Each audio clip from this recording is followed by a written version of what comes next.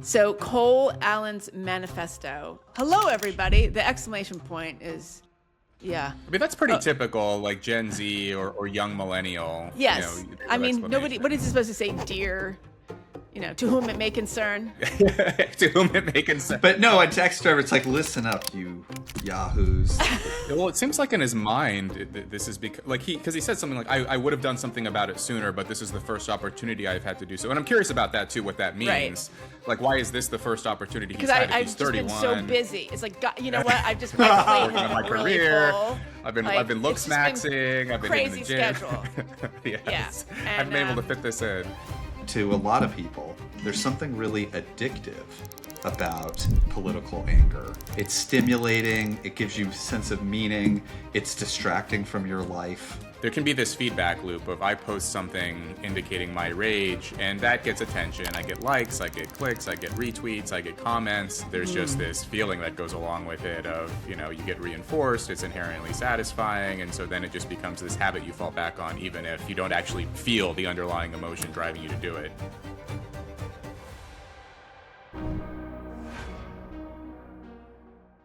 Hello, guys. We're back with another episode of the Open Therapy Podcast. How are you? Hey, doing good. We have a fun topic today. Okay. Everybody knows who we are now. I don't have to introduce you, or you don't have to introduce me. Rob Henderson, Andrew Hartz, and me, Megan Dahm. We got a lot going on. People are still reeling from our Manosphere episode. That's right. That covered a lot. Socks off. We did. Was that our most popular episode? I mean, we don't have many out at the moment, but I think that was the most listened to, or? Yeah, it was our Probably. second. Yeah. We hit 5,000. Maybe we. I love the Manosphere as a topic. I really do. If I could go back to college, I'd major in Manosphere studies. I 100% agree. I could do a PhD on the Manosphere. Easy. Oh. I have so much. It's never too late. Yeah, that's right. Go back. Yeah.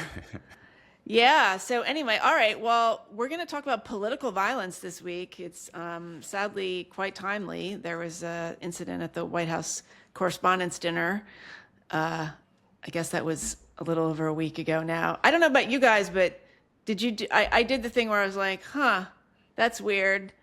And I sort of looked at it for a few minutes, and then I went back to what I was doing. I mean, how scary is that this has become that so reaction? You commonplace? mean? Of Yeah, just that you've reaction. become sort of That reaction. numb to like, it. yep. Like, looks like nobody got hurt. Okay. Or somebody. I mean, not seriously. None of the journalists got hurt, so that's the important thing. Yeah. Yeah, that's protect our journalists. Yes, yes. They were crouching underneath tables. I don't think I had quite that. I mean, yes, it was. I guess my response was how does this keep happening? And yeah, quickly scanned online. Didn't look like anyone was hurt, and and then just quickly moved on from it. We've been moving on from these very quickly, and yeah, maybe you're right. There is something disturbing about that. Yeah, I feel like people have forgotten it happened.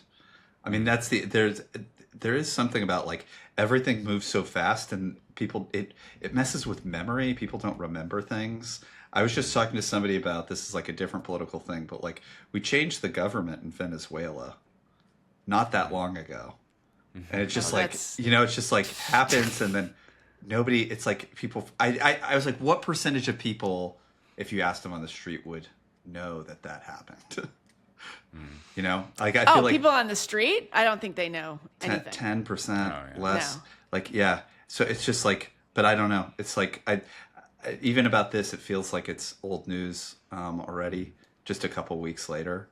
Yeah. Well, okay. So what do you make of this shooter? This guy is named Cole Thomas Allen, and he has a engineering background. He had been a Caltech student. He did leave a manifesto of sorts, but it was very basic. It was like the kind of thing that you might see like on some person's face. I mean, not the shooting part, but his gripes. It was just very generic kind of anti-Trump stuff. So what did you make of it? I mean, we can go through it if you like. Well, yeah, what was in it? It's not very long. We can just read it. Should we read it and you guys can react? Maybe we'll just do a Sure, yeah. we'll do a reaction video. Okay. Hello everybody! Exclamation point. Hey guys! No, he says hello everybody. So I may have given a lot of people a surprise today. Let me start off by apologizing to everyone whose trust I abused. Okay, so this is interesting. He goes into a list of people he's apologizing to. I apologize to my parents for saying I had an interview without specifying it was for Most Wanted. Ha ha, clever, clever. I apologize to my colleagues and students for saying I had a personal emergency. By the time anyone reads this, I probably most certainly do need to go to the ER, but can hardly call that not a self-inflicted status.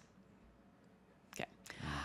I apologize to all of the people I traveled next to, all of the workers who handled my luggage, and all of the other non-targeted people at the hotel who I put in danger simply by being near. Yeah, we should say he took the train from California to DC to avoid having to go through security check because he had, these guns. So, yeah, train.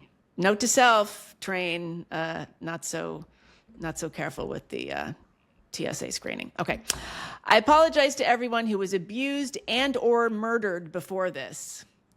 To all those who suffered before I was able to attempt this, to all who still may suffer after, regardless of my success or failure. I like abused and or murdered. That's okay. Yeah. All right. I don't expect forgiveness, but if I could have seen any other way to get this close, I would have taken it. Again, my sincere apologies. On to why I did any of this. I am a citizen of the United States of America. What my representatives do reflects on me. These are all separate paragraphs, by the way, very ChatGPT style.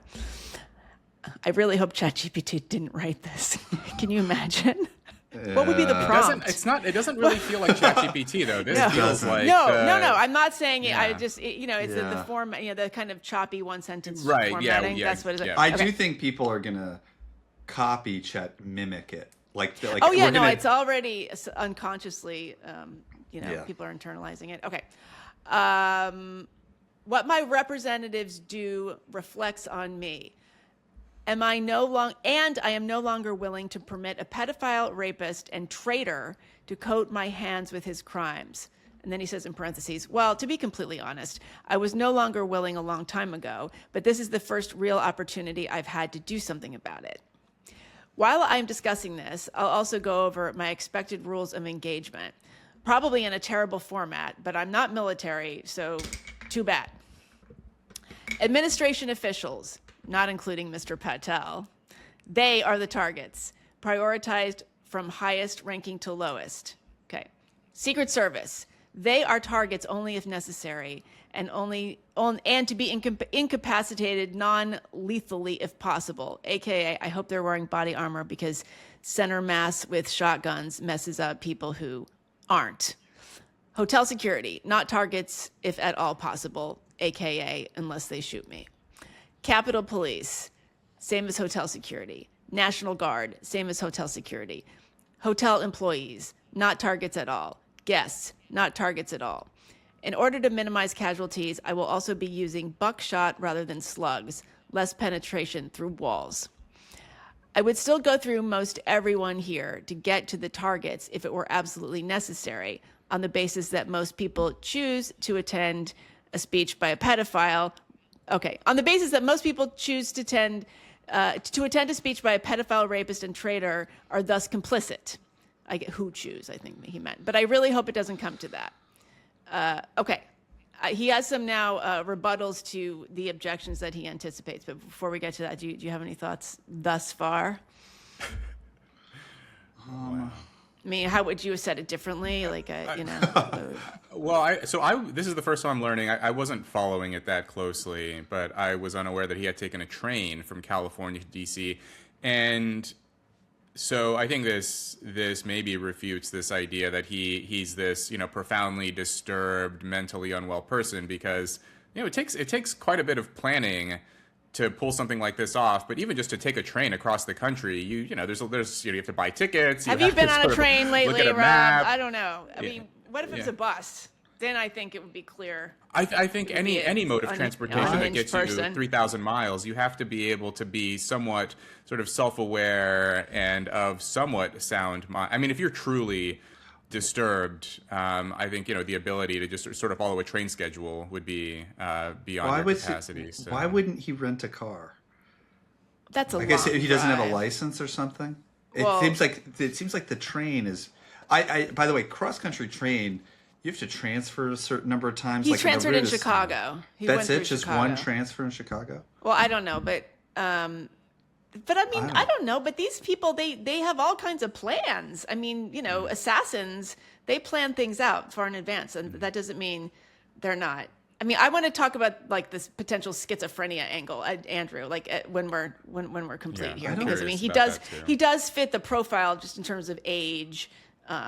Like this is the time which, especially young men, there's start to something. show I mean, signs of that. Usually earlier, but he's Really? 31. Yeah. Yeah. Actually, do we know? He's was there 31. any- Oh, I thought he was Yeah. younger than that. Okay, excuse me. You're right. But Is there any like history of mental illness? Do we know? Like, has anyone mentioned don't know. anything as parents or? no, I mean, although he did have a kind of downwardly mobile trajectory. Like he had been at Caltech, and then he had worked as an engineer, and now then he was like.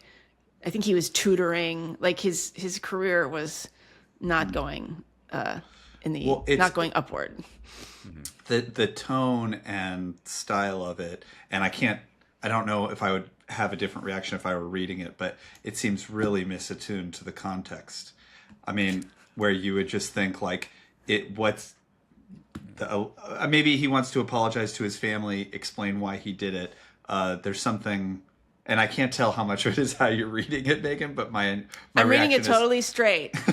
just like what was the beginning? Like, Hi, everyone. Hi, everyone! Exclamation point. That's the intro. That's a weird intro to me. So there's something about the tone that feels misattuned. Yeah. to Well, the hello, situation. everybody. The exclamation point is, yeah. I mean, that's pretty typical, like Gen Z or young millennial, like hi so and so exclamation. They love. Yes. They love I mean, nobody. exclamation. What is he supposed to say, dear? To If whom he was it may 41 concern. with "Hey everyone!" exclamation, then I'd in concern. Yeah. But no, a taxi driver, it's like, listen up, you yahoos. That's like the taxi driver side. Like, listen up, you scumbags. Oh, right. There's Okay. usually like something like you'd expect it to be angrier or Yeah, I angry. I don't know. Less kind of like he's kind of like chipper. I don't know. Yeah, no, he's definitely kind of chipper. Okay, all right. So then Well, he it does seems like this- in his mind, this is because he said something like, "I would have done something about it sooner, but this is the first opportunity I've had to do so." And I'm curious about that too. What that means? Right. Like, why is this the first opportunity he's because had? If I've he's just been 31, so busy. It's like, God, you know what? I've just my plate working on my has been really career. full. I've been Like, look it's just been smaxing. I've been hitting crazy the gym. schedule.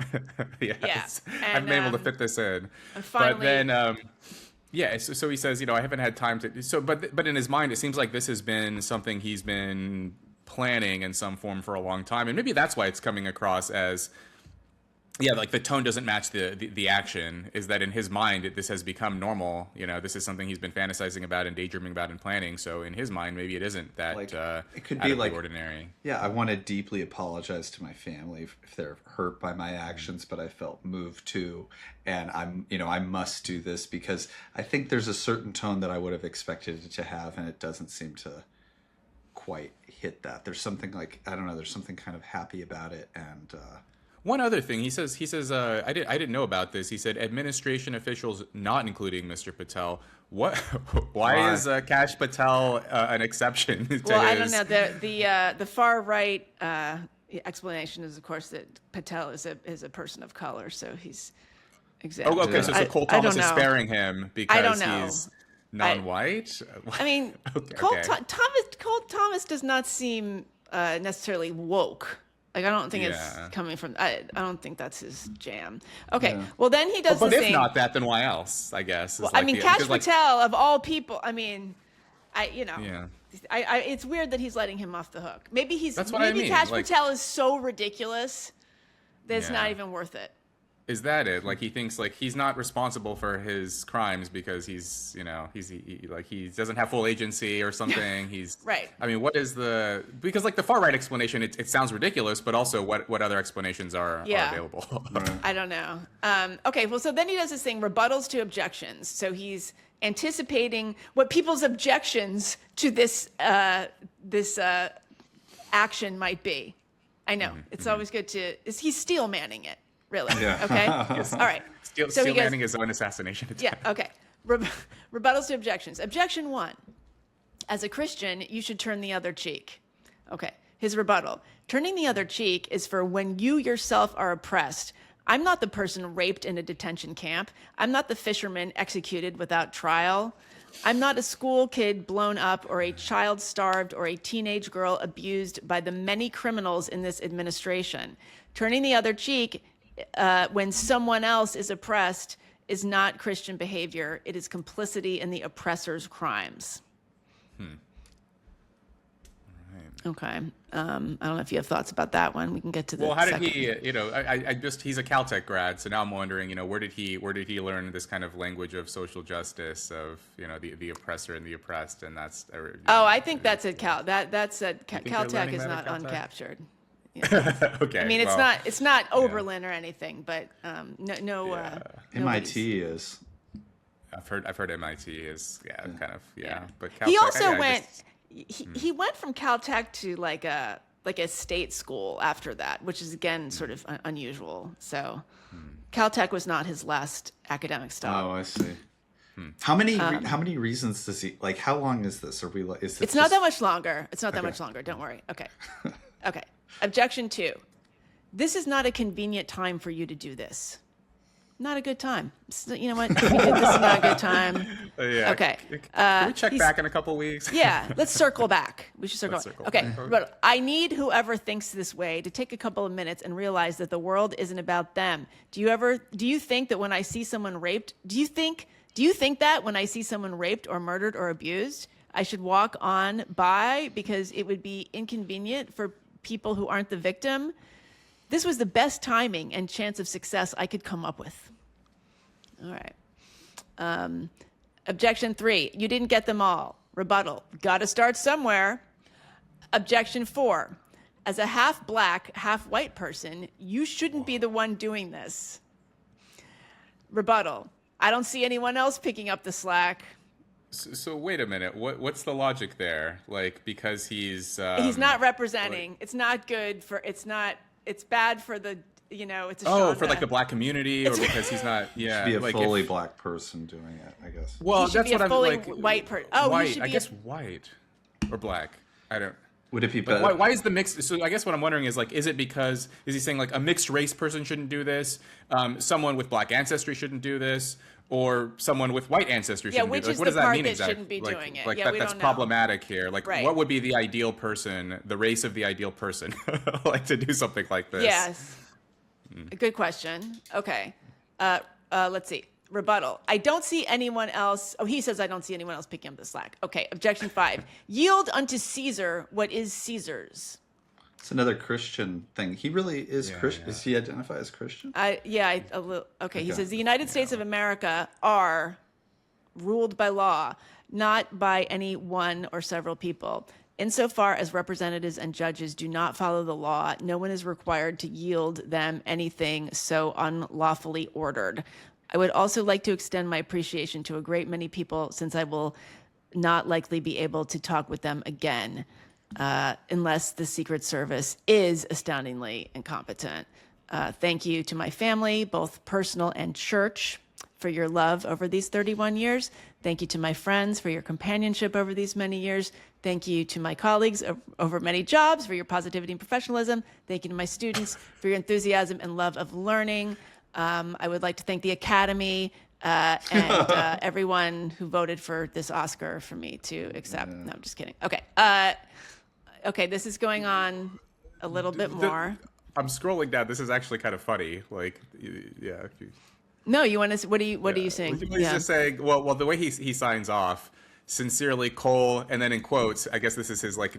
No, he has two nicknames: Cole, in quotation mark, Cold Force, another nickname in quotation marks, friendly federal assassin, Allen. So Cold Force friendly federal assassin, Allen. Yeah. Wow. Yes, and he says, P.S. Okay, now that all the sappy stuff is done, what the hell is the Secret Service doing? Sorry, gotta rant a bit here and drop the formal tone. Like, I expected security cameras at every bend, bugged hotel rooms, armed agents every 10 feet, metal detectors out the wazoo. What I got, God knows, maybe they're pranking me, is nothing. No damn security, not in transport, not in the hotel, not in the event. Like, the one thing that I immediately noticed walking into the hotel is the sense of arrogance. I walk in with multiple weapons and not a single person there considers the possibility that I could be a threat. Okay. I mean, look, the Secret Service did a great job. So when did he write this? Was this before or after the attempt? Because he's acting as if he's writing, like he said, oh, I walked into a hotel with weapons. This is indicating, like, did he write this after? No, he wrote it ahead of time and then scheduled it to be sent. Maybe as an email, maybe an email. Let me see. I don't know. This is what they're finding afterward. They discover the letter. He sent a sprawling manifesto to family members about 10 minutes before Saturday's attack. So yeah, okay. So he had already gotten through the security. Okay, yeah. He had already gotten through the hotel security and everything. Oh, I see. So he's kind of like on his phone or whatever, and typing it out as he goes. He wrote this with his thumbs. Yes. Wow. And no security. I mean, it is interesting that he said all of that because, like, that did seem to be the case. Like, we saw that video of him sprinting. There was security, but it seemed, more relaxed than you would expect for an event like that. Right. Wow. Okay. Go ahead, sorry. Go ahead. I just want to read the very end. Well, that just that one little bit there where he's thanking everyone. The funniest one I thought was thank you to my colleagues for your positivity and professionalism. I mean, like that's because when he's thanking his family and whatever, like, okay, like, there's I kind of get it or whatever, but like thank you to my colleagues for your positivity and professionalism is like he's writing he's resigning, he's moving on to another job, he accepted an offer elsewhere, like he's just it's very corporate. Some personal news. He should have started out with some personal news. Yeah. Okay, here's the very end. Oh, and if anyone is curious, of how doing something like this feels, it's awful. I want to throw up. I want to cry for all the things I wanted to do and never will. For all the people whose trust this betrays. I experience rage thinking about everything this administration has done. Can't really recommend it. Stay in school, kids. Right. No, does he really say stay in school? Yes. Yeah. Mm-hmm. See, I think there's something. It is really scattered. I don't see any schizophrenia here, though. In the sense that you'd expect more disorganized thoughts, like more thoughts that just don't make sense, more delusions, evidence of delusions, hallucinations, disorganized anything. I don't see any of that. It does feel like little bits of it are like copied and pasted from letters that would be about other things. And so it does have this, like, I think that maybe the tone is shifting and the affect, the emotions feel really out of whack. My guess is, like, with a lot of these things, like there's you can look at it like the personal factors that are really driving this individual and then like larger social factors, and who knows if he felt meaningless or he felt inadequate or he was angry about other stuff and he would displace it onto politics, or we'll learn some of that stuff. We probably won't, but the broader context, it's what's more interesting in some ways is the broader social issues and like context that he's tapping into of and maybe there's something about how cliche a lot of these sentiments are that's like meaningful, that he's kind of like, sacrificing his life and making this gesture for sentiments that aren't particularly creative. Well, he just, to me, sounds like someone who has been, like, fully immersed in the politics of the past 10 years. He doesn't seem particularly, disturbed. He just seems like a guy who spends a lot of time on Reddit and social media and believes it. Like, the stuff about, he had mentioned about the pedophilia and the abuse and all of these, the members of his administration, Trump's administration and so on. I was trying to listen to it as if it were the voice of a person who truly believed that Trump was Hitler.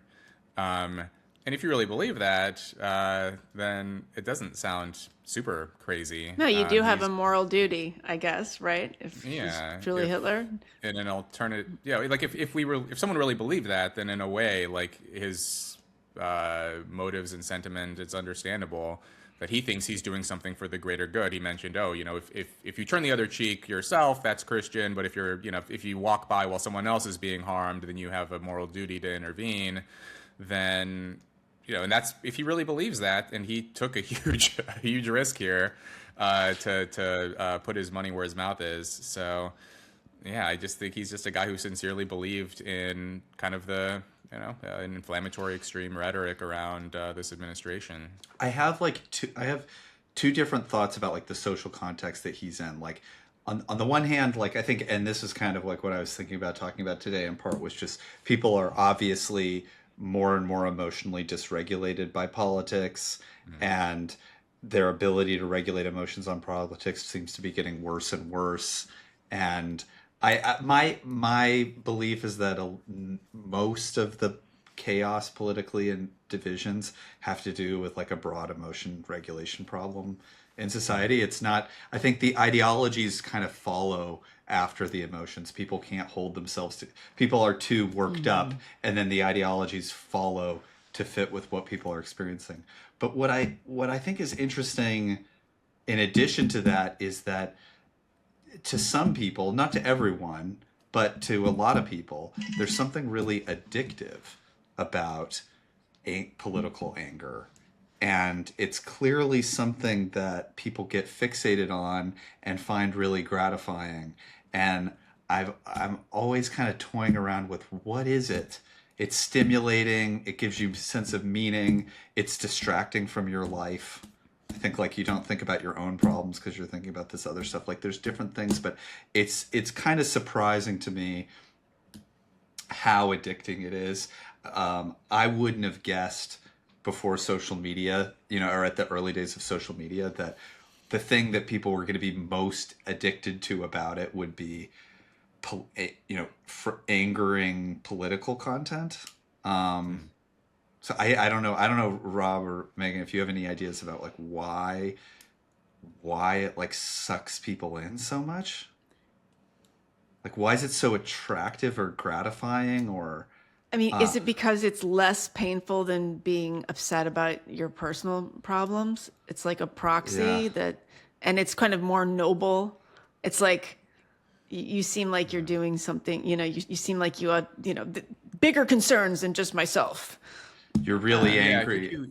You come across as a more serious person, I think. I mean, I've had these conversations with people who, like when the invasion of Ukraine by Russia took, I knew people who were obsessed with reading every single detail about it, and these are just normie Americans, and I'm asked like, why do you need to be glued to your phone reading every update about this? Right. And they look at me like I'm a bad person.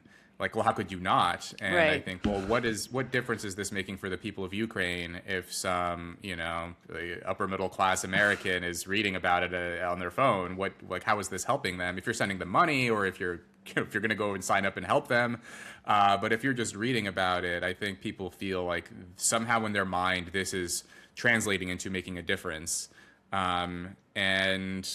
I guess for some people, like this Cole Allen guy, that you can read about it, and then eventually maybe that won't be enough for you to just read, and that is the danger. And you see this kind of rhetoric a lot with like political influencers, where they say things like, someone needs to do something about this, or why aren't we doing anything about this, or why hasn't this changed yet?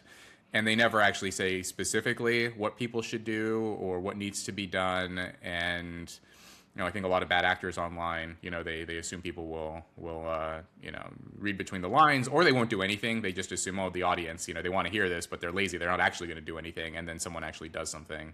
But yeah, it's, I think there's something about that's sort of signaling moral seriousness and compassion and care. And that's why people are sort of addicted to this outrage of, guess what so-and-so did today, or this politician said this, or this is what's going on now.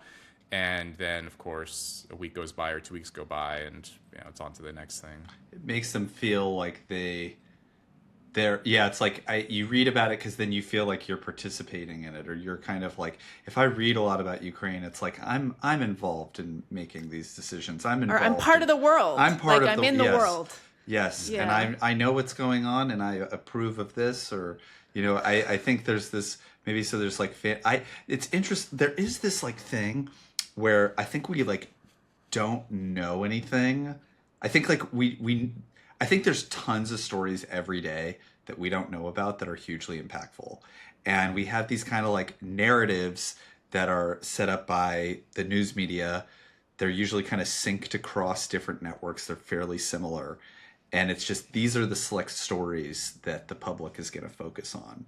And they're often like really biased. I mean, anybody who's ever been covered themselves usually feels like they can see how they're misquoted or misrepresented all the time.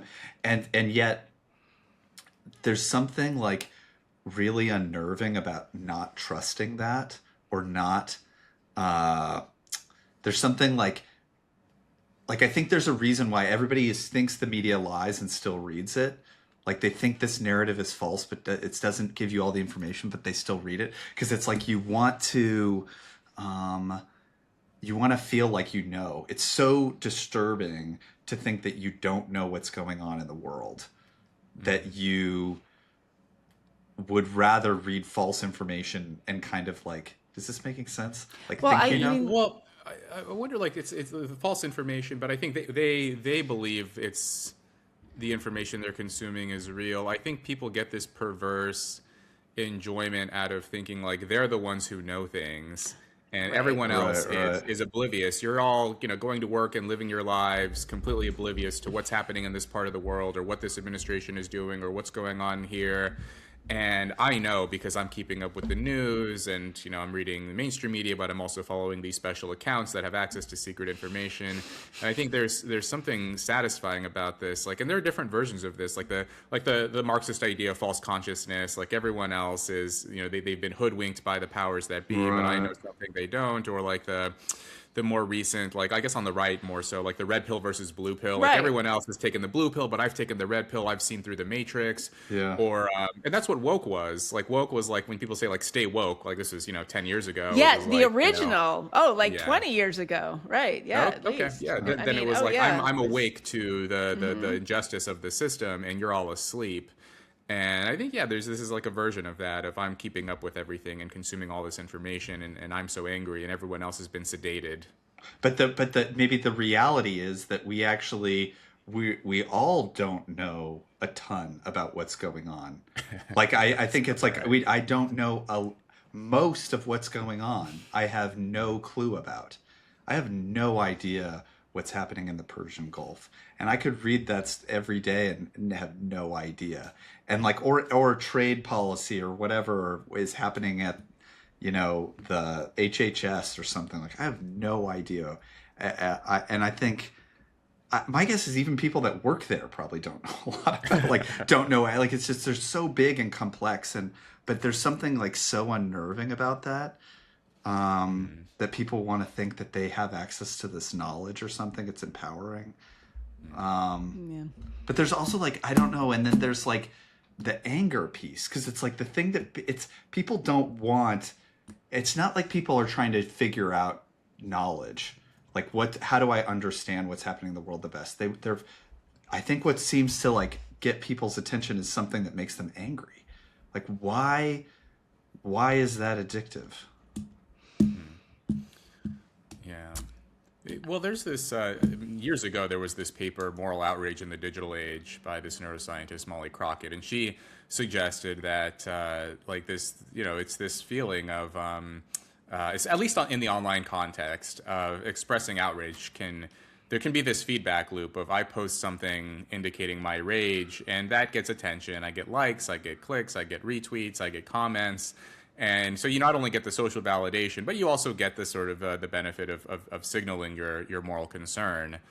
So I get to say hey everyone, I'm angry about this. The subtext is I'm a good person for being angry, and then I get the likes, and then the feedback loop is now I've been reinforced to post something similar again. And in this paper, she had this analogy of like, in the same way that you can become addicted to junk food, even when you're not hungry, you can become addicted to posting outrage, even if you're not truly angry. There's just this feeling that goes along with it of, you get reinforced, it's inherently satisfying. And so then it just becomes this habit you fall back on, even if you don't actually feel the underlying emotion driving you to do it. Right. Yeah. I want to actually, the stay woke thing it's very interesting because, I'm thinking, I said 20 years ago because I think it was Erykah Badu who had it in a song, but actually the very first invocation of stay woke is from 1851, Sojourner Truth. That's right. Oh, So wow. Sojourner, Okay. actually, because I wrote about this in my book and I was just double checking the dates. Yeah. So Sojourner Truth was very, very anti-slavery, civil rights, black activist. And had used that phrase in a very famous speech. So this has been floating around, but it definitely, and it always meant stay alert, actually look at what's going on, stay, eyes up, kind of thing. And it's funny how it's gotten completely almost distorted into the opposite. Woke is now this kind of very tunnel vision thing, Yeah. Well, things Anyway. get magnified. During Sojourner Truth's era, I almost wonder you would have to be asleep to not see the injustice, literally asleep, Yes. because it's so obvious. But now, you have to try very hard to find, at least in my view, evidence of systemic injustice or something like that.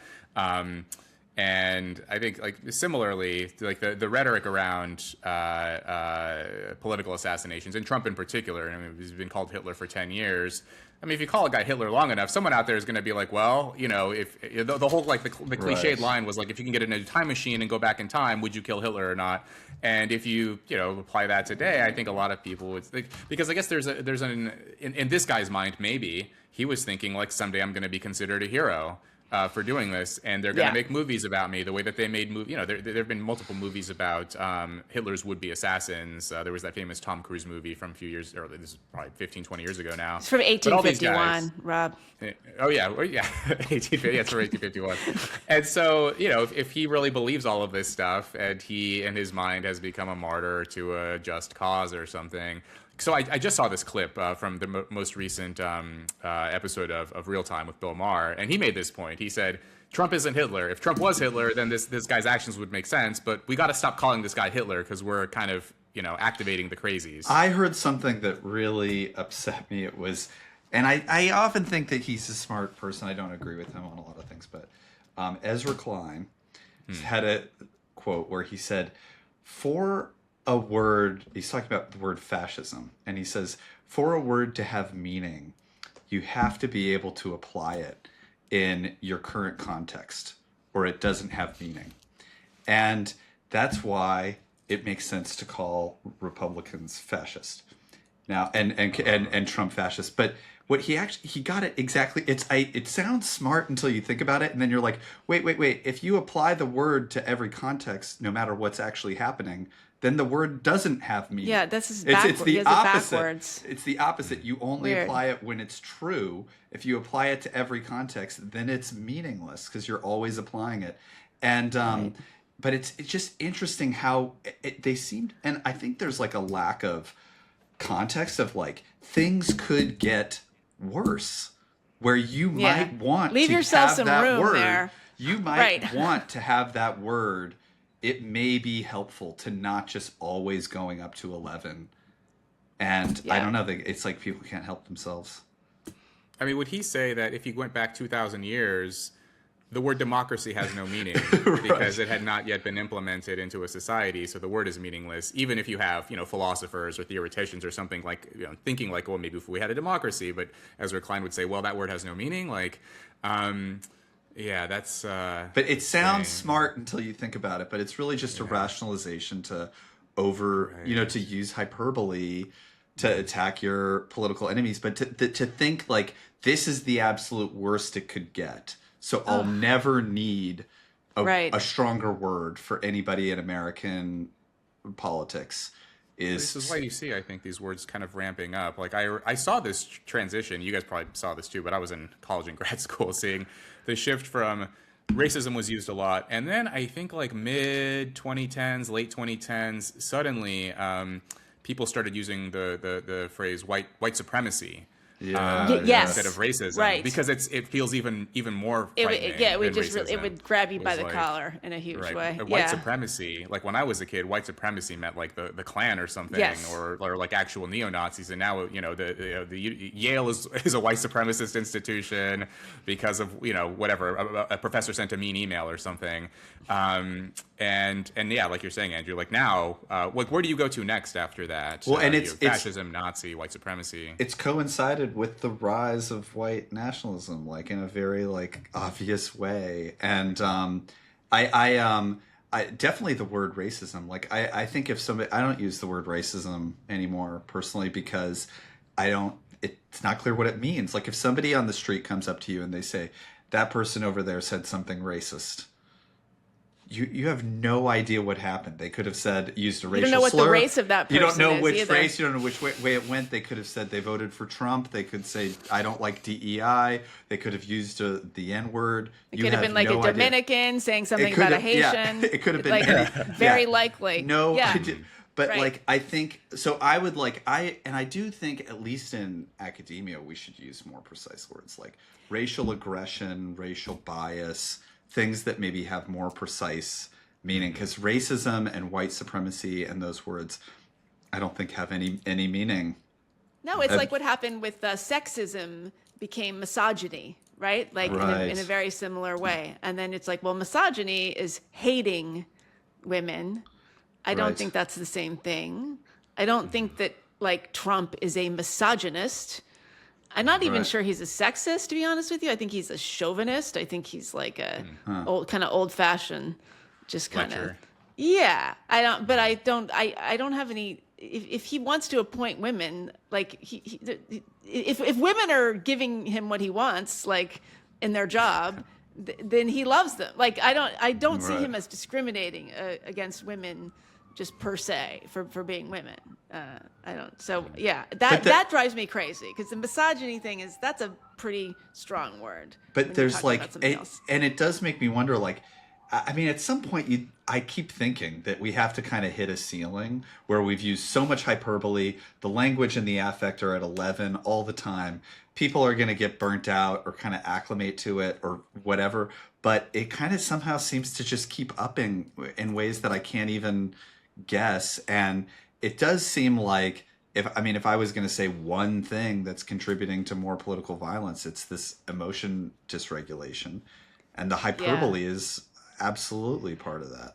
I want to ask you too, like, what is it with the pedophilia obsession? I can't remember if we've talked about this before because I often wonder this, like, just the way people's minds get so spun out around he's a pedophile, children raped, Pizzagate, all this stuff. And I used to think it was because so many people had been like sexually abused as children that it was triggering them. But I actually don't think it's that simple. Like, why are people so focused on that when it's obviously massively overblown? Yeah, so it's one of the things that makes people totally lose it and not be able to think clearly about things. And I do think like you get into like, well, somebody has sex with a 17-year-old. It's not the same as having sex with a 6-year-old, but it kind of evokes the same thing. It does kind of have some of that escalation of language. And then if it happens once, Right. the person is like, it's like, I don't know. I think there's something about, but my experience is this is something where people just can't hold it together and think about what happened, what's appropriate, what do we have evidence for, what do we not have evidence for. That whole like breaking it down, it's not even possible. It's not even possible to think about that with any given accusation. And it's not something that I've like followed a lot about actually, but like it just seems really clear that people lack that capacity. I don't in general.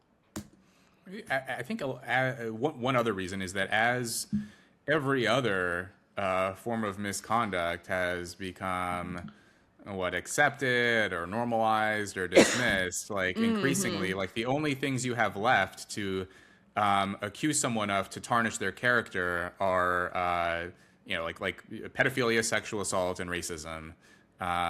That's really, and I think, and in a way, I think like actually the racism charge is wearing off. Like I don't think Trump would have gotten reelected in 2024 if racism was still held the same power as it has had over the last few decades. Like that one is kind of losing its sheen, and so yeah, pedophilia, sexual assault, any kind of sex-related crimes, I think like that is like almost all you have left. Where you could call Trump a thief or an embezzler or like whatever, him and his allies.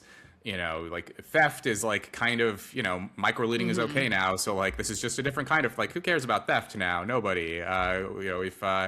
Even things like war, of violence, of murder, a lot of these things kind of moral gray areas now increasingly.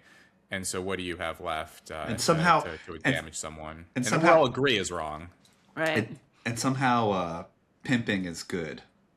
I don't know how that happened. Right. I don't know. Yeah, pimp. I think we need to bring back the word pimp. I feel like that's kind of fun. What's the like sex worker is the term of art for, a prostitute. So what is there like a politically correct word for a pimp? Is it like your agent or something? Is it, I don't know. It's your I don't know. Yeah, actually, you know what? And this is going to be driving me crazy. I misspoke earlier. When I was saying I don't think Trump is necessarily, I don't think he's a misogynist, and I don't think he's necessarily a sexist as much as he's a womanizer. That's the word I meant, not chauvinist. That's a different thing. But he takes advantage of sexual opportunity, which I think a lot of people do. And if you're very high in power, that if you have a lot of power, then that has certain dimensions and can become a bigger deal. But I get the pedophile thing. I don't even think people care about womanizing anymore, because if they did, they would be, everybody gave Bill Clinton a pass. So it's really, so they have to just like turn it up to 11 by using the word pedophile, which really suggests that you're like, molesting kindergartners. And it's just, there's nothing there, And it's also pedophile is something that's both left and right hate. Yes, everybody can agree on it. Yes. Yeah, it's a consensus position. And I think some of the stuff, the sexual misconduct stuff, I think there are a lot of people on the right that think those claims are overdone, or they're not adjudicated properly, or things like that. And the left tends not to. And racism, obviously, there's a big political divide on. But pedophilia is, it's the last thing. So, but it's going to get overdone. I mean, it's like, I think that's kind of where we're going. Everybody's going to be called it.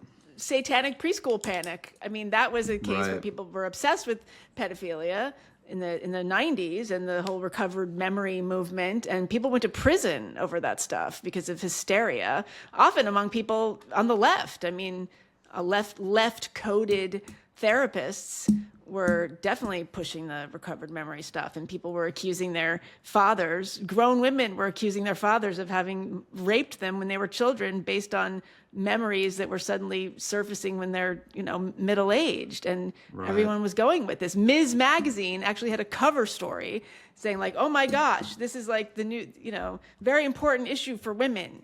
Now we have recovered memory, and it's very important that we recognize that all these, women were raped as children. I mean, it was an awful chapter in the history of psychotherapy and moral panic. And an enormous amount of damage was done. So some of this phrase. Oh, go on. Oh, I was going to say, some of the preoccupation with like Epstein and that element of it does seem to be by people who are envious of them, that they want to have that. And some of it might be people who are traumatized and they're, angry about what happened to them and seeing this there. But I think a lot of it is actually like, I wish I had that. Private island with lots of like, with hot young women. Maybe they're not. That's maybe a lot they're not. Of work. If they're 18, what? It's a lot of work, that lifestyle. I think it would just be tiring, You just constantly have to entertaining. take your Put private jet crudité in out. for You got to just repairs. like have a fruit plate out all the time. You got people in your house coming and going. I don't know. Yeah. I mean, I have seen these funny posts to Andrew's point. Like, if you look at kind of the like red pill manosphere corners of social media, you see like these memes of like, yeah, like some old guy like Epstein, not Epstein exactly, but just some guy in his 50s with like some 20-year-old girl. Like there was an image going on. I don't even know if this was legit or not, but like one of the former band members of the Red Hot Chili Peppers, 53 years old, with his 20-year-old girlfriend. Oh, yeah. And then the comment was, it was a quote tweet comment, and it was something like, you know, like when you turn 20, boys, you're not just competing with guys your own age. You're competing with like everyone your age all the way up until death. Like you're competing with every man alive. Well, look at including, Bill like, Belichick. Rich rock stars. Yeah, Bill Belichick is another example. And so I think there is like this weird kind of envy or anger or jealousy or something of young guys who think like, man, like I'm just kind of starting my life, and the women my own age, Right. like they get to choose guys from my age all the way up to Bill It's Belichick. rigged. And The it's system unfair. is rigged against Right. them. Yeah. Well. Well, and Yeah. I think that's like such a formative part about being a man, is going through like it's such a painful. Being a young man is so awful, and But being an old man is great, apparently. Being a middle-aged and older man, it's apparent. It looks fantastic from a If you're middle-aged successful. woman perspective. yeah, I can tell you. you get an island. They give you an Look, if island. you can hang in there. This is men. If you can, I know it's hard to get women when you're in your 20s because you're competing with many age cohort. You've got men of many different ages that you're competing against. But if you can just hang on, get into your 40s and your 50s, you will be able to date. It will reverse, Megan, but and you'll that's be able to assuming date you the have other way. Assuming you have I'm a single, successful ladies. life and career. No, Right. not anymore. Not anymore. Because these men are these guys in their 20s are such non-starters. I have seen women. It's true. Wait, they're that bad? Okay. I've seen Okay. women in their 20s and 30s will date men in their 40s and even 50s, even if those men like don't have a job. Believe me. I know. Whoa, I see this okay. all the time. You know what? I mean, She maybe says I've that talked forever. about I'm sure, this. We've Rob, talked about this. Rob, I'm sure Megan would have said that about you and me when we were in our 20s. We would have been. I was not. I don't know. I would have been delighted by both of them. I would have gone out with you happily. I think they don't get their. No, due. but I think we've talked about this. Like, there's something about the older man, even if he's like not, hugely professionally successful, but he can like take you to the bookstore and tell you what books to read. And I'm gonna. There's cultural. If you have some kind of cultural currency and something to offer as a mentor, you definitely, as an older person, fair. you have something to offer that's very, very attractive to young women, and it doesn't work with older women. It doesn't work the other way. Despite all these rumors that I young was about to men say, are I'm seeing all these dying articles now. Yeah, that's what you call a made-up story. I don't think that there are legions of young men dying to date middle-aged women because Yeah. I think they're there's more- not. I don't think so. No, That's a bullshit. No. What, you think this is real? I don't know. They're not knocking down my door. I was can waiting tell you for Andrew that. to put up an argument. I was intrigued. I don't know. I don't know if it would. I think like there's a lot of different types of people out there, and like I think looking for really different things. I think it's weird. Like I gotta say, like for me, I would not be interested in dating somebody 20. I'm like very unusual that way, but like it just feels like a child. It feels like somebody I have to take care They're of. always really mature, don't you know? I know Yeah. she's 20, but you don't understand. She's really mature for Yeah. her age. She doesn't seem like it at all. She's really, but yeah, I don't know. Yeah, I think it just look, seems like hard. It seems like you're talking about somebody hard to date, and it's like a kid. It's like if they're Wow. 20. I feel like that, and it's not like I don't know. There's something like maybe like what part of what's attractive is like exploiting someone young. I think that's like part of like the desire or something. But I think they want to like be a big influence. Like I think it's like that girl. Like if it can be a really nice relation. Like they don't last usually, but she might look back fondly. Oh yeah, I was in that guy I dated. He was a lot older, but I learned a lot. I learned a lot from him. you know? And I mean, that's the thing with and again, with the younger men, older women thing, I'm not saying there isn't like a sexual component. I'm not saying like younger guys don't want to hook up with older women because like it could be more satisfying sexual experience. The older women are not demanding anything of them. They're not demanding commitment, that thing. But I don't think they want to have like a lasting long-term committed relationship with them. Obviously there are exceptions, but you know, I joked, I think on Twitter, I said, yeah, like they'll be happy to like hook up, move into your well-appointed condo and watch your, you know, premium cable and eat your Erewhon and Whole Foods takeout, Nice. you know, and until the woman gets tired of them and kicks them out. I mean, that I do see quite often. But They ask I don't for your think Hulu password on the way that's not, out. And... Yes, yes. You're just in this, you know, for my Hulu password and my, you know. And so what the man my gets out of sushi. it is like she's young and she's attractive, and then you get to be an influence on her. That's like the appeal. Oh, I Because she's think not so. really like offering. Well, look, I anything to dated you. older guys when I was younger, not 20 years older, but you know, somewhat. And they didn't all have money, but there was like something. I was getting something out of it, certainly. So, yeah. I mean, it wasn't. I mean, not 10 years older, maybe at the most 12 years. But I wanted Yeah. to ask, I guess not directly related to this, but to our earlier conversation around pedophilia.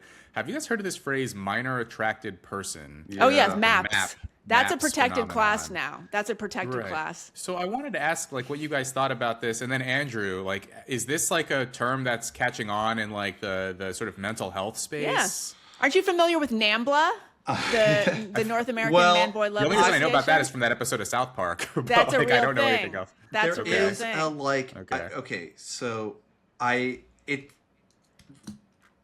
think that I get why. I don't think the term is catching on. I don't think it's going to spread. And obviously, I think it's very legitimate to be concerned that like any term like that seems to be minimizing pedophilia and maybe normalizing it in ways that could enable it to spread and would be really harmful. The dilemma. Well, I mean, part of the issue is there's no treatment for pedophilia. I mean, if we had a good psychotherapeutic treatment to cure pedophilia, Wouldn't that be conversion therapy? it would be conversion therapy. would. But it wouldn't. But we don't have anything that really works that I'm aware of, and it's really a question of like, what if someone has that desire and they don't want to hurt anybody else, and what do they do? And we would want them to say, okay, we have a program for you, or we have something you can do where, you know, you can live as normal a life as possible and not hurt people. We would want that. And so I think that the potential that you could create something like that and it could actually save a lot of kids is possible. But a lot of the efforts there, I think, have not been fruitful. And I think some of those efforts, like using a word like this that's destigmatizing, I think they have such obvious downsides Right. that they won't become popular. But I mean, there's been some interesting reporting about men in this category, actually. I mean, and a lot of them truly don't want to be this way, and it's and they they'll seek look therapy. and Yeah. they'll think about, and you think about, what would you want them to do? I mean, you'd want them to do things that we also find very distasteful, like AI child pornography or That's what something, I was where gonna there's no mention. victim Yes. potentially, Right. but they can maybe gratify their sexual desires so they don't harm people. And so, but you don't want to normalize AI child pornography because we worry about it spreading pedophilia or normalizing it in a way that would Right. increase acting on it. Right. So all of the proposed interventions have these huge downsides. But that said, we don't have any good options currently, which is not great. So I think it's. And I think it's interesting that we don't spend more time thinking about solutions to this problem, because it's such a horrible problem, and you'd think we'd want a good solution. That But would be a very good platform for a political candidate to run on. I demand solutions.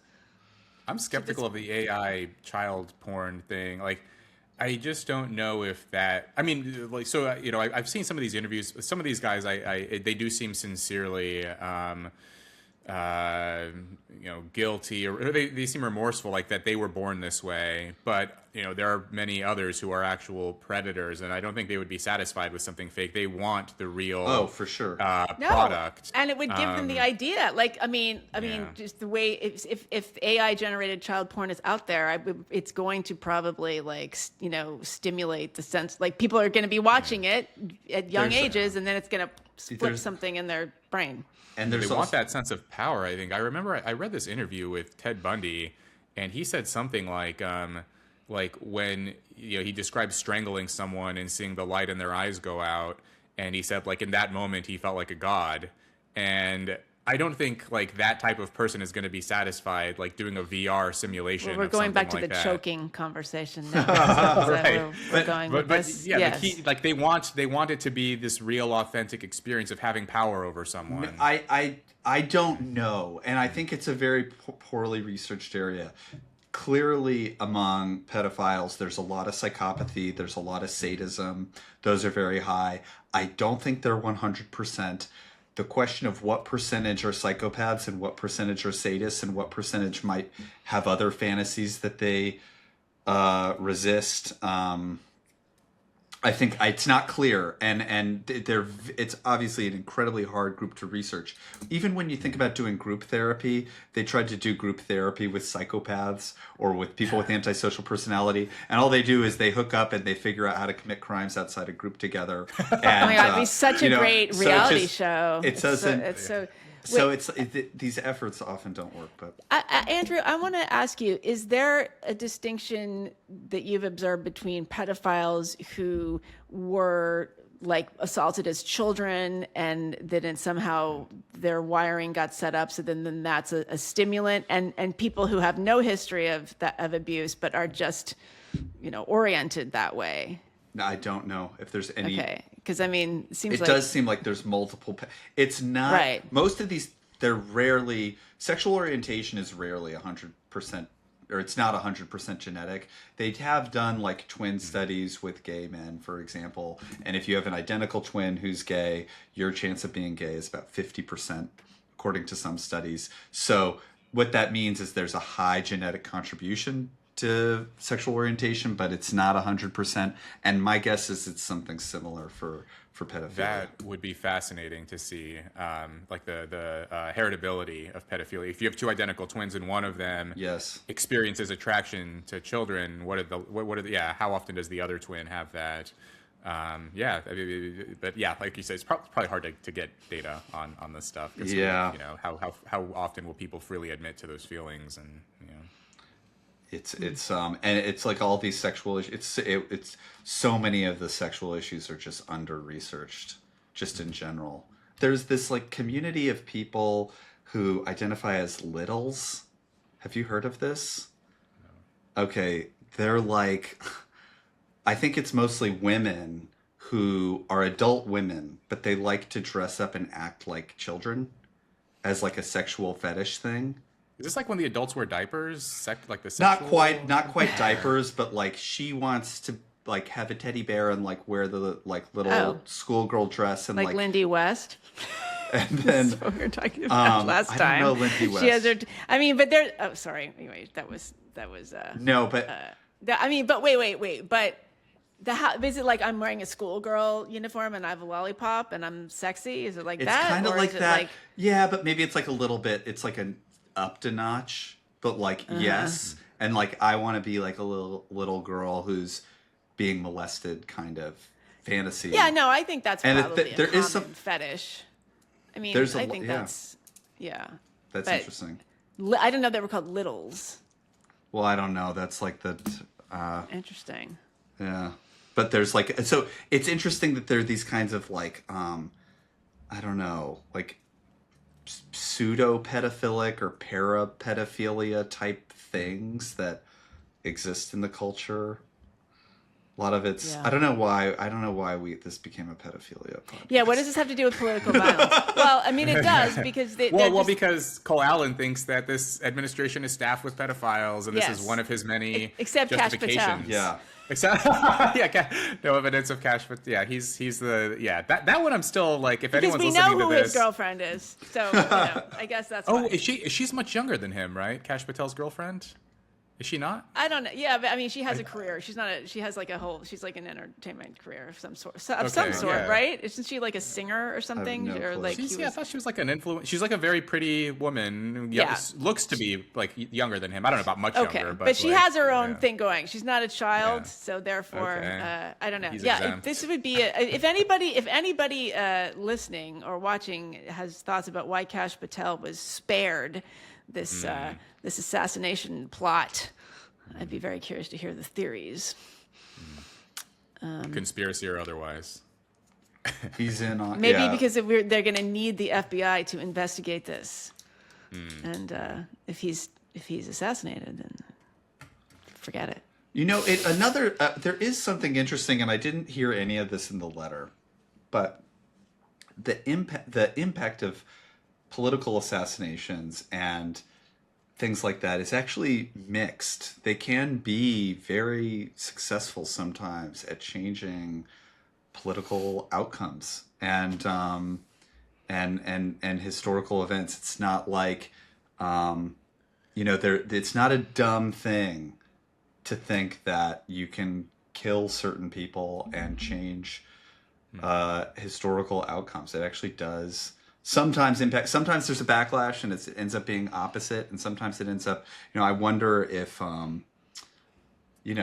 Charlie Kirk were around, would he be persuasive and continuing to persuade people and more persuasive, or was there enough of a backlash about it that it counterbalanced it, or I don't know. I've sometimes wondered, like, if the July 2024, like when Trump got shot in the ear, if that led to his reelection. Like like the guy did the exact definitely. opposite of what People he think planned it was because- People think it was a plot to make people excited about him. Well, and if Yeah. he had died, though, we would have had a different history. Oh yeah, things would have arguably even at least depending on who you ask, but it could have been much worse. Worse. Yeah. I mean, this is something I think people fail to think about. Like, even if the guy in office you strongly disagree with, you hate, or no. Well, I guess the alternative would be if you support the person who's in the White House and then your political adversaries take that person out, are you going to like rethink your support for those ideas, or are you going to double down and get angry? And then, potentially yourself become violent. Like, what do they think is going to happen here? Yeah. That people are just, I guess they took him out, so it's time for me to vote for the person You've really given me a lot of food for thought here with this. Right, yeah. Well, Yeah. I don't know, but people kind of acclimate. They're going to be upset for a little while, and then I don't know. Under normal circumstances, but I think like the diehard MAGA people. I think like they're not gonna. They would like, never forgive. The Crooks thing is strange, though, that it seems to have just been memory hold almost immediately. Which one was this? That was the Trump assassination, the Butler, Pennsylvania one. The guy right. on the roof. Yeah, Yeah. Thomas Crooks. Yeah, like that whole thing. I mean, we don't need to go down this rabbit hole because we should stop. But I mean, that just seems very strange, and there's just been no like investigation into it, and there's not been like any reporting. You would just think people would be writing books about how you could write an entire book about how this guy managed to get on the roof. Right. I mean, I don't, and so I can understand why there would be conspiracy theories bubbling up around that one because it's just very strange. Yeah, I mean, and I also just think security is really imperfect. I mean, if you have enough people trying to kill even somebody like the president, I think I don't know. I think it's really. But I mean, it's like Mark Maron had Obama on his podcast, right? At the end there, and Obama came to Mark Maron's little house in random hipster neighborhood of Los Angeles, and the Secret Service was there for days ahead of time, on the roof, all over the place, all of it, And just to Do you think think that like, well, they I wouldn't- don't know. It just seems like with Trump's personality, I wonder if he's always so cavalier about everything. You know, like after the Butler, Pennsylvania thing, he gave his RNC speech, and he never seems to dwell that much on these things. Like, I almost wonder if, you know, he kind of tells the Secret Service to chill out. Like, you know, I'll be good. It's all good here. Like, don't worry. Yeah. And, you know, even this most recent one, I, you know, read something about how, you know, like Trump that night at the White House Correspondents' Dinner, like initially he just wanted to keep going. Like, all right, we got the guy, we arrested him. Like, let's just keep going with this. I mean, and then when I guess it was decided or strongly recommended to him that they cancel and reschedule, he was like, well, let's do a press conference right now. I'm in my tuxedo. Like, this is good television. It like, was let's just great. keep it going. And I think his instincts are always just kind of like, you know, like what makes for good TV. Like, he's not that concerned with like safety, or at least for himself, assassination. Right. Whereas, you know, I could imagine Obama being more circumspect and careful and vigilant. Trump just strikes me as a more kind of freewheeling guy. And maybe that's also why, you know, this like But the it's such security measures bluster. seem I to don't know, fail. but he's Yeah. Trump is not going to show weakness or vulnerability. I mean, That's true, too. Trump is a Yeah. huge germaphobe too, right? Like he doesn't like shaking people's hands, and he's very Oh, really? he's very paranoid about a lot of things. I don't know. I think that some people were saying that the Butler, Pennsylvania thing like really did shake him up quite a bit, but I don't know. It would have shaken me up. Yeah, but, a normal person, yeah. Yeah. All right. Well, great discussion as always. Is anything you want to say before we clear out of here? No final thoughts. No. Does the audience need to know anything about what this is or what you guys are doing? Or Oh, yeah. Rob, you have a talk. You're speaking. You have a bunch of talks. You're constantly doing talks. Yeah, I'm traveling a lot. I'm doing a lot of yeah, depending on when this podcast drops. But I'm doing an event with the Manhattan Institute. I should know the date. Hold on. I got the date here. Next week, it will be May 13th with the Manhattan Institute. You can look that up. I'll be speaking with Freya India, who has a new book out called Girls. She's great. She's Fascinating. she's Wait, she's is got a this great in New Substack. York? Yeah. Say This where is in New this York. is. Yeah, it's in New York, May 13th with Freya India. And I recently wrote the foreword for the 25th anniversary edition of a book called Life at the Bottom by the author Anthony Daniels, a.k.a. Tony Dalrymple is his pseudonym. And so, yeah, look into that book, Life at the Bottom. We also, OTI, we're having a virtual talk with Ilya Shapiro and Colin Wright on May 27th. It is open to all and free. It's at 2 p.m. Eastern on Wednesday, May 27th. We're going to be talking about the Supreme Court Childs ruling, which basically has to do with therapists practicing affirming care or other treatments related to gender dysphoria. And it's going to be geared towards therapists who want to understand how this is going to impact their practice and what they can do about it. Good. All right. Well, let's see. Really quickly, my organization, The Unspeakeasy, of course, we do in-person free speech vacation retreats. Our big co-ed retreat in the fall is open for registration. It is in the Hudson Valley, October 19th through 21st. It is 2 nights. John McWhorter and Lisa Marciano are our speakers. So you can go to theunspeakeasy.com for that. And my book, The Catastrophe Hour, is finally out in audiobook. It took a while. It is on Audible or wherever you get your audiobooks, and I narrate it. So if you're not already sick of the sound of my voice, get The Catastrophe Hour on audio.